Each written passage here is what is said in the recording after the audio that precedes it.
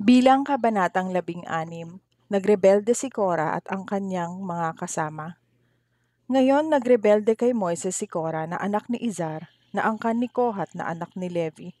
Kasama niya sa pagrerebelde sina Datan at Abiram na mga anak ni Eliab at si On na anak ni Pelet na mula sa lahi ni Ruben. May kasama pa silang 250 lalaking Israelita na kilala at pinili ng mga pinuno mula sa kapulungan ng Israel. Pumunta silang lahat kina Moises at Aaron at sinabi, "Sobra na ang ginagawa niyo sa amin. Ang buong sambahayan ay banal at nasa gitna nila ang presensya ng Panginoon. Kaya bakit ninyo ginagawang mas mataas ang inyong sarili ng higit sa aming lahat?" Pagkarinig nito ni Moises, nagpatira pa siya para manalangin sa Panginoon.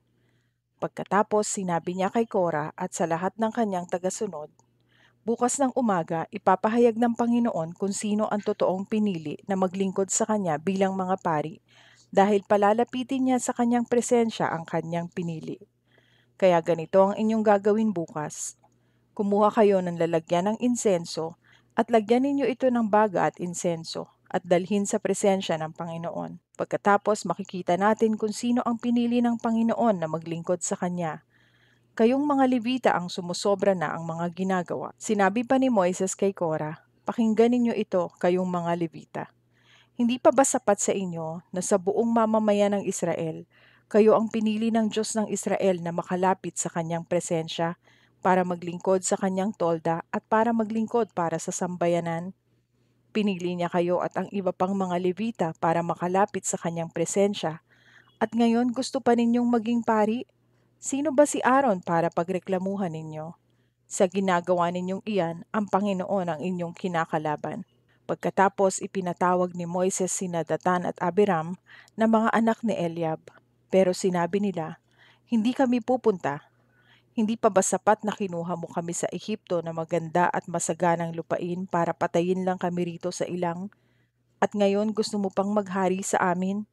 At isa pa, hindi mo kami dinala sa maganda at masaganang lupain o binigyan ng mga bukid o mga ubasan na aming aariin. Ngayon gusto mo pa ba kaming lokohin? Hindi kami pupunta sa iyo."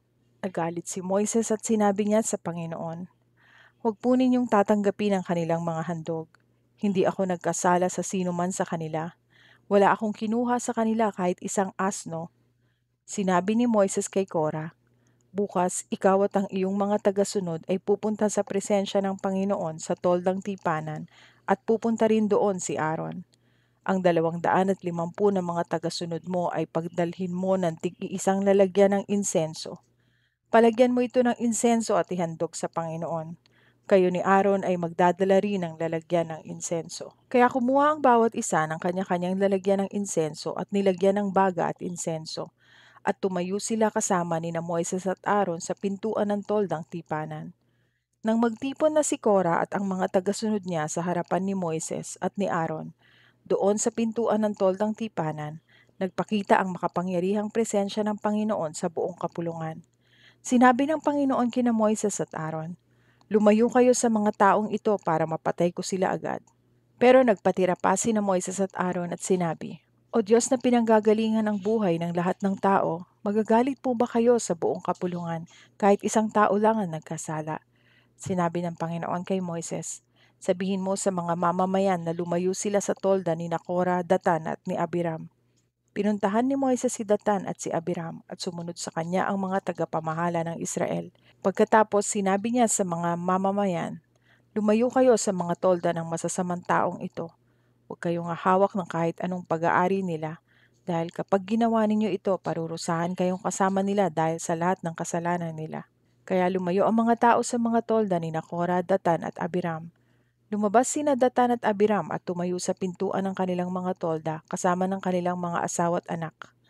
Sinabi ni Moises sa mga tao, "Sa pamamagitan nito, malalaman ninyo na ang Panginoon ang nagsugo sa akin para sa paggawa ng mga bagay na ito at hindi ko ito sariling kagustuhan. Kung mamamatay ang mga taong ito sa natural na kamatayan, hindi ako isinugo ng Panginoon. Pero kung gagawa ang Panginoon ng kamanghamanghang bagay at mabiyak ang lupa at lamunin silang buhay, kasama ng lahat nilang mga ari-arian papunta sa mundo ng mga patay, malalaman ninyo na ang mga taong ito ang nagtakwil sa Panginoon." Pagkatapos magsalita ni Moises, nabiyak ang lupa na kinatatayuan ni Datan at Abiram, at nilamon sila at ang kanilang pamilya ng lupa, kasama ang lahat ng tagasunod ni Kora at ang lahat ng kanilang ari-arian. Buhay silang lahat na nilamon ng lupa, pati ang kanilang mga ari-arian. Sumara ang lupa at nawala sila sa kapulungan. Ang lahat ng mga Israelita at nagsilayo nang marinig nila ang kanilang pagsigaw, dahil iniisip nila na baka lamunin din sila ng lupa. Pagkatapos nagpadala ang Panginoon ng apoy at nilamon nito ang 250 tagasunod ni Kora na naghahandog ng insenso. Sinabi ng Panginoon kay Moises, "Sabihin mo sa paring si Eleazar na anak ni Aaron na kunin niya ang mga lalagyan ng insenso sa mga bangkay na nangasunog, dahil banal ang mga lalagyan. Sabihan mo rin sila na ikalat nila sa malayo ang mga baga ng mga lalagyang ito na galing sa mga taong nangamatay dahil sa kanilang mga kasalanan. Ipamartilyo ang mga ito hanggang sa mapitpit at itakip sa altar dahil inihandog ito sa Panginoon at naging banal ito.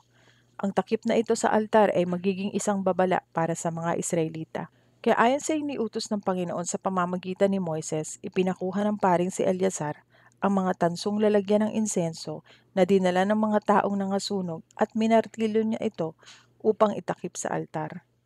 Isa itong babala para sa mga Israelita na walang sino mang makakalapit sa altar para magsunog ng insenso sa Panginoon, maliban lang sa mga angkan ni Aaron upang hindi mangyari sa kanya ang nangyari kay Kora at sa mga tagasunod niya.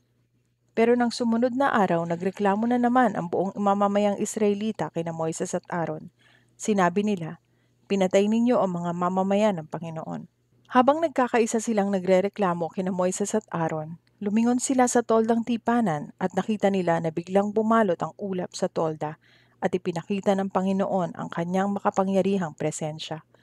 Pumunta sina Moises at Aaron sa harapan ng tolda at sinabi ng Panginoon kay Moises, "Lumayo kayo sa mga taong iyan dahil ibabagsak ko sila ngayon din."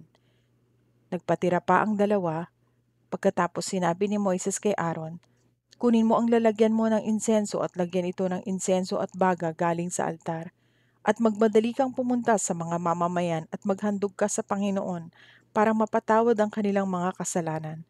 Dahil galit na ang Panginoon at nagsimula na ang salot." Kaya sinunod ni Aaron ang iniutos ni Moises at tumakbo siya sa gitna ng mga mamamayan. Nagsimula na ang salot sa mga tao, pero naghandog pa rin si Aaron ng insenso para mapatawad ang kasalanan ng mga tao. Tumayo siya sa gitna ng mga taong patay na at ng mga buhay pa at tumigil ang salot. Pero 14,700 ang namatay, hindi pa kasama ang mga namatay dahil kay Kora. Pagkatapos bumalik si Aaron kay Moises sa pintuan ng toldang tipanan dahil tumigil na ang salot. Bilang kabanatang 17, ang tungkod ni Aaron. Sinabi ng Panginoon kay Moises, "Sabihin mo sa mga Israelita na ang bawat pinuno sa bawat lahi ay magbibigay sa iyo ng isang baston at isulat doon ang kani-kanilang pangalan. 12 lahat ang baston. Sa baston ng lahi ni Levi isulat ang pangalan ni Aaron dahil kailangan may isang baston sa bawat pinuno ng lahi. Ilagay mo ang lahat ng ito sa toldang tipanan sa harapan ng kahon ng kasunduan kung saan ako makikipagkita sa inyo ni Aaron. At ang baston ng taong pipiliin ko na maglingkod sa akin bilang pari ay sisibulan at sa pamamagitan nito titigil ang pagrereklamo ng mga Israelita laban sa inyo ni Aaron." Kaya sinabi ito ni Moises sa mga Israelita at ang bawat pinuno ng lahi ay nagbigay sa kanya ng baston. Ang lahat ng baston ay 12 at isa rito ang kay Aaron. Inilagay lahat ni Moises ang baston sa presensya ng Panginoon doon sa tolda ng kahon ng kasunduan. Kinaumagahan pumasok si Moises sa tolda ng kahon ng kasunduan at nakita niya na ang baston ni Aaron na kumakatawan sa lahi ni Levi ay hindi lang sumibol kundi nagkabuko pa, namulaklak at namunga ng almendro. Pagkatapos inilabas ni Moises ang lahat ng baston at ipinakita sa lahat ng mga Israelita. Tiningnan nila ito at kinuha ng bawat pinuno ng lahi ang kani-kanilang baston. Sinabi ng Panginoon kay Moises, "Ibalik ang baston ni Aaron sa harapan ng kahon ng kasunduan para maging babala ito sa mga rebelde na mamamatay sila kung hindi sila titigil sa pagre-rebelde laban sa akin." Tinupad ni Moises ang iniutos sa kanya ng Panginoon. Sinabi ng mga Israelita kay Moises, "Mamamatay kami nitong lahat dahil sino mang lumapit sa tolda ng Panginoon ay mamamatay. Mamamatay na ba kaming lahat?"